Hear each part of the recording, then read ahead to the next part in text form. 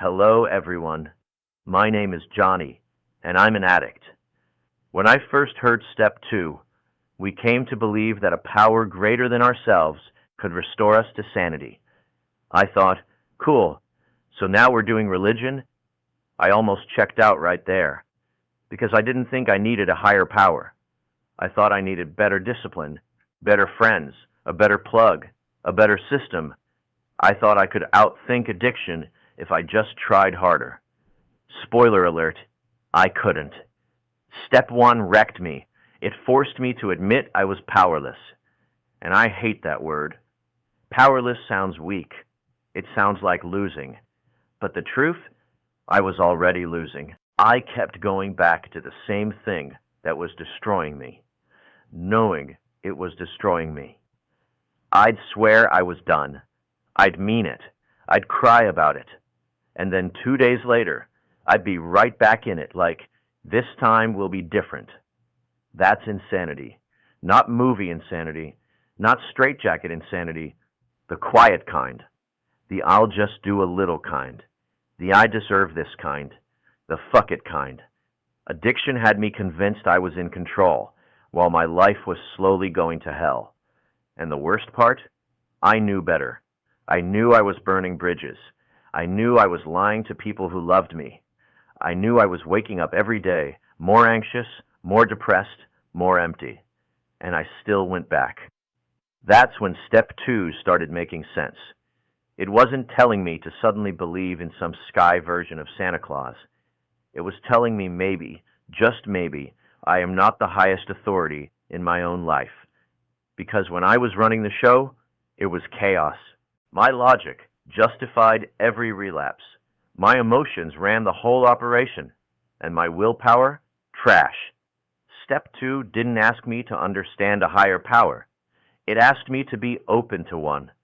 At first, my higher power was this room, because I'd sit here and hear people tell my exact story. Same lies, same rationalizations, same self-hatred, and somehow they weren't using. That messed with me. It meant maybe there was something stronger than my obsession, because let's be honest, the obsession is insane. Waking up swearing you won't use, and by 3 p.m., you're negotiating with yourself like a damn lawyer. That's not normal thinking. That's a hijacked brain. And when I stopped using, I felt everything. Anxiety through the roof, shame on blast, no filter, no escape, just raw reality. And I wanted to run. Step 2 is what stopped me from running. It told me I didn't have to fight my brain alone. I started small. I said, okay, if there is something out there stronger than this addiction, I need it, because I can't keep living like this. That was it. No lightning bolt, no choir music, just desperation and a tiny crack of willingness. And weird stuff started happening. Not miracles like winning the lottery, but little things. I'd want to use, and instead of picking up, I'd text someone. I'd be spiraling, and someone would call out of nowhere. I'd feel like I couldn't survive the night clean, and then I did. Coincidence? Maybe. But those coincidences kept me alive.